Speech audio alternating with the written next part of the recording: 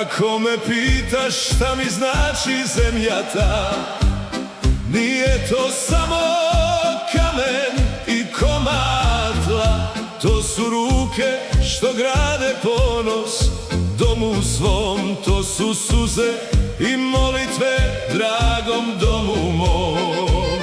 Ako me pitaš gdje mi srce pripada, u svakom brdu, svakom valu Jadrana, u zvuku zvona što se nebom lije, tu mi duša diše, tu mi sjeme klije.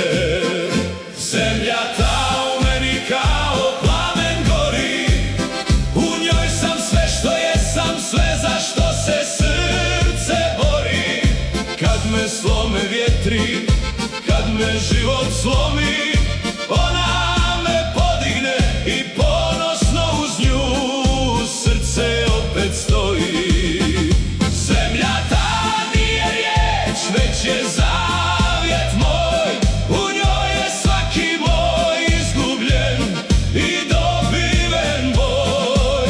Ako me pitaš šta mi znači zemlja ta, život moj i ponos, to je zemlja ta.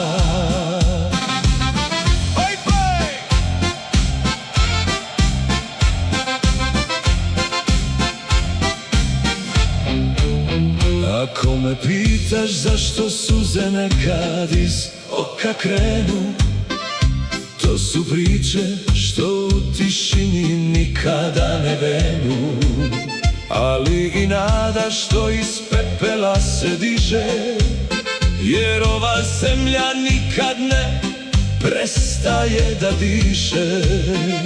I kad odem daleko, kad me put bez kraja nekud vodi, svaku noć o ime šapnem i sanjam o slobodi.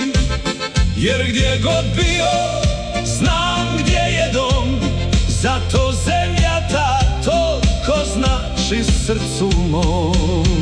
Zemlja ta u meni kao plamen gori, u njoj sam sve što jesam, sve za što se srce bori.